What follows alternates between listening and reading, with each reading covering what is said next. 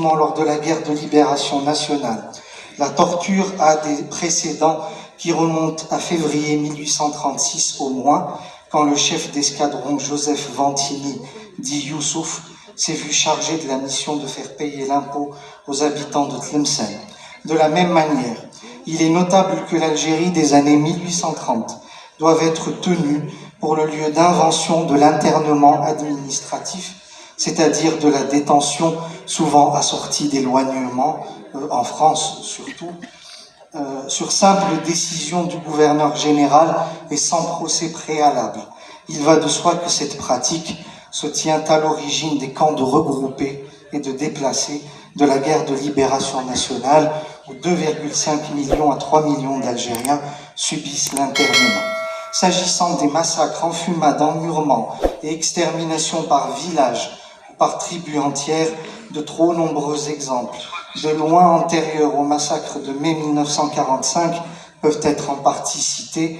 Il s'agit notamment des massacres de Blida, de novembre 1830, de l'extermination dans les environs d'Alger de la tribu des Aoufia, des 6-7 avril 1832, du massacre des habitants de Constantine, les 13-14 octobre 1837, du massacre dans leur sommeil des villageois de Tiwarzdin au-dessus de Tadmeit, pas très loin d'ici, les 16-17 mai 1844, de l'enfumade des Ouled Sbih dans le Dahra, les 11-12 juin 1844, de l'enfumade des Ouled Riyah, toujours dans le Dahra, les 19-20 juin 1845, de l'extermination des habitants du Qsar de Zahatsha, du côté de Biskra, les 26-27 novembre 1849, des habitants de Nara dans les Aurès, le 5 janvier 1850, des habitants de l'Rouat, le 4 décembre 1852, ou encore de la tribu des Richia dans les Babors en avril 1864.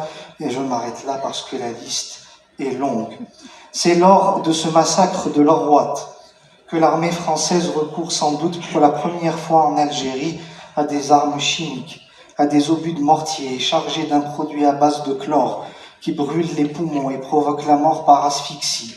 L'archéologie de la chambre à gaz, que sont les enfumades du Dahra, comme le recours à des produits chimiques lors des massacres de la Rouat, installe ces pratiques criminelles dans la longue durée, puisque l'on sait désormais que des milliers de grottes ont été gazées en Algérie au CN2D de 1956 à 1962.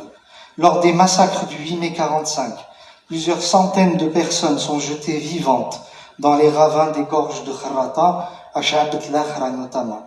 Le même mode opératoire est mis en pratique plusieurs décennies auparavant.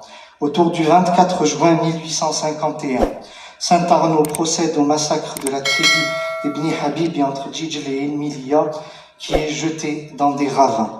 En 1871, le colonel Fourchot fait de même à Taouerga, du côté de Délice.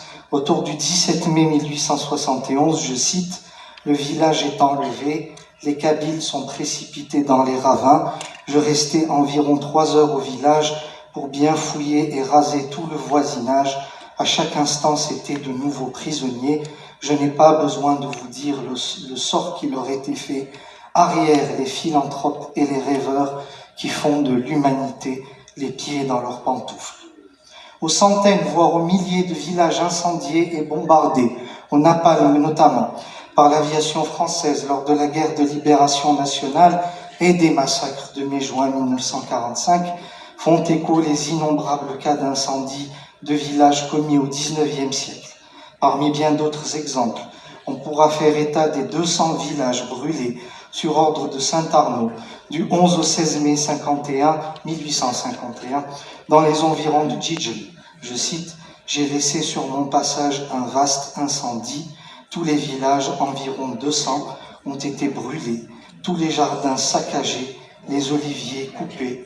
Nous avons passé. » Le pilonnage des localités de la région de Kharrata par la marine de guerre française depuis le cap Aoukas en 1945 rappelle notamment le bombardement naval du village d'El Aswa près de Délice le 23 avril 1871. Observé dans plusieurs marchés du Constantinois en mai-juin 1945, l'affreux commerce de boucles d'oreilles et de bagues encore accrochés aux oreilles et aux poignets des victimes, rappellent un cas de figure en tout point similaire. Il a lieu plus d'un siècle auparavant au marché de Bab Azoul, où des bracelets de femmes encore attachés à des poignets coupés et des boucles d'oreilles pendant à des lambeaux de chair sont exposés et proposés à la vente après le massacre des Aoufiya, début avril 1832. Également pratiqué en mai-juin 1945, dans la région de Guelma notamment, les razzias du XIXe siècle se comptent probablement par milliers, pour ne citer que quelques exemples. La première des razzias est aussi, et de loin sans doute, la plus pléthorique. Il s'agit à l'évidence de la spoliation et du pillage du trésor d'Alger qui intervient dès le mois de juillet 1830. En juin 1842, les forces commandées par le colonel Corte enlèvent 15 à 16 000 têtes de bétail. Le 11 juillet 1957, les capitaines Fourchot et Desplat rasient un village des îles Hilton en Kabylie et s'emparent de yatagans, de flissas, d'armes, de fusils, de haïks, de burnous, de tapis, de bijoux, de bracelets, de pendants d'oreilles et jusqu'à des sacs remplis de pièces de monnaie.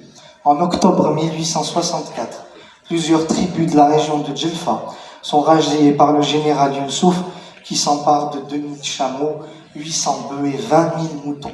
En avril 1866, le colonel de Colomb razzie la smala de Sihmed des Oulad Sidchir et s'empare de 2500 chameaux et de 20 000 moutons. Fin avril 1971, le lieutenant-colonel Marié s'empare de 6000 têtes de bétail au Djebel Bouarif dans les Aurès. Dernier point, les exécutions sommaires pratiquées sur les Algériens en 1945, tant par l'armée française que par les milices de Colomb, trouvent évidemment des prolongements entre 1954 et 1962, avec à titre d'exemple l'exécution de 2000 à 3000 personnes au stade de Skikda le 20 août 1955. Initiée dès les années 1830, cette pratique criminelle se maintient et se reproduit tout au long du XIXe siècle. Entre bien d'autres exemples, on s'arrêtera sur le cas des nombreux prisonniers en attente de jugement que les générales Boyer fait exécuter à Oran en 1832.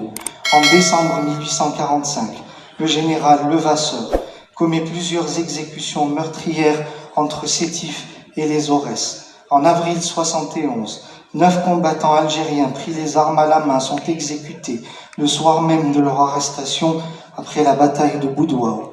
En mai 1871, les miliciens de Constantine massacrent 32 Algériens à Ain Yagout, au nord-est de Batna. En juillet 1871, après la bataille qu'il livre face aux forces de Boumzrag el-Mokrani à Dra al-Arba, le général Saussier fait exécuter une vingtaine de combattants algériens.